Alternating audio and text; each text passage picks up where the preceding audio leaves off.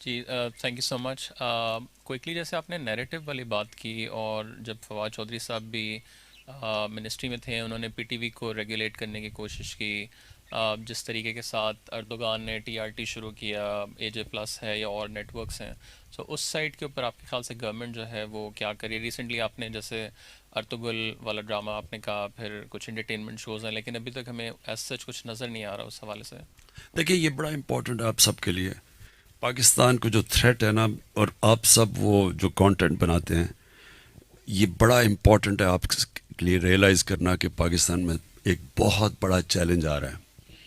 وہ چیلنج آ رہا ہے یہ موبائل فون کی وجہ سے.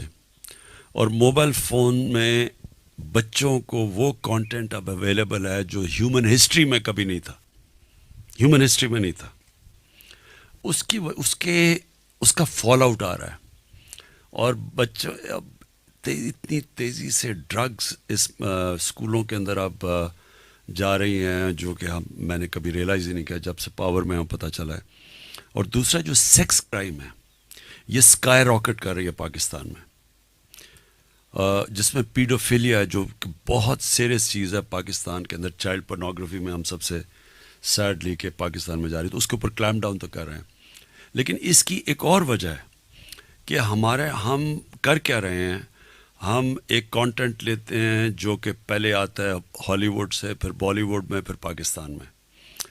ایک وہ کانٹینٹ آ رہا ہے اس ملک کے اندر جو لوگ ریئلائز ہی نہیں کرتے، کیونکہ وہ ویسٹرن سویلائزیشن کو نہیں سمجھتے. ان کو یہی نہیں پتا کہ اس سویلائزیشن کی جو سب سے نقصان پہنچانے والی چیز ہے وہ ہم امپورٹ کر رہے ہیں وایا ہالی ووڈ. اس کے کانسیکوینسز کیا ہیں؟ اس کا سب سے بڑا کانسیکوینس ہے کہ فیملی سسٹم ٹوٹ رہا ہے.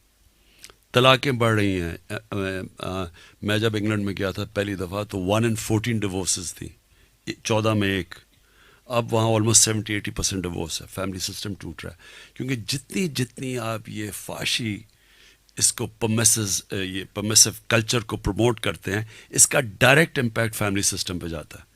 اور آپ انڈیا میں جو حال دیکھیں اس کتنا جو نقصان ہندوستان میں پہنچ رہا ہے ان کی جو ایک کلاس کے اندر، تو ایگزیکٹلی وہی کر رہے ہیں. تو اس لیے میں یہ جو ڈرامہ کی بات کر رہا تھا، یہ جو سیریل ٹرکی میں، یہ پہلی دفعہ کسی نے ایفرٹ کی ایک آلٹرنیٹو ایک کلچر دینے کے لیے لوگوں کو، کہ ایک اور بھی کلچر ہے. یہ جو نانسنس آ رہا ہے اور یہ ڈی جنریٹ ہو گیا، اور اس کے علیحدہ ایک اور کلچر ہے جو کہ انہوں نے ایک آلٹرنیٹو کلچر پروڈیوس کیا ہے. یہ بڑا امپورٹنٹ ہے بیکاز اس کے کانسیکوینسز ہیں. میں آج آپ کو کہہ رہا ہوں کہ لوگ ریئلائز نہیں کرتے اس کے کانسیکوینسز ڈائریکٹلی فیملی سسٹم پہ ہیں. اور دنیا یہ بتاتی ہے آج امریکہ کے اندر جب فیملی سسٹم ان کا ٹوٹا ہے، تو آپ دیکھیں کہ جن ایتھنک گروپس کی امریکہ میں فیملی سسٹم انٹیکٹ ہے، وہ سارے اکیڈیمکلی سب سے آگے نکل گئے ہیں. اور جن کے فیملی سسٹم ٹوٹتے ہیں وہ پیچھے رہ گئے، اپارٹ فرام ادر تھنگس اور بھی جو اس کے امپیکٹ ہیں، بٹ وہ اکیڈیمکلی کمپیٹ نہیں کر سکتے. تو اس کے اوپر ہم پوری کوشش کر رہے ہیں. اس کے اوپر ہم نے ترکی نے پریزیڈنٹ اردوغان، مہاتر محمد اور میں نے بیٹھ کے ہم نے سوچا تھا کہ ہم ایک آلٹرنیٹو دیں اپنی مسلمان دنیا کو، لوگوں کو. پہلے تو ایک اسلام فوبیا جو اسپریڈ کر رہا ہے اس کے لیے بتائیں کہ ایکچوئل اسلام کیا ہے، اور سیکنڈلی پھر اپنی یوتھ کو ایک آلٹرنیٹو دیں.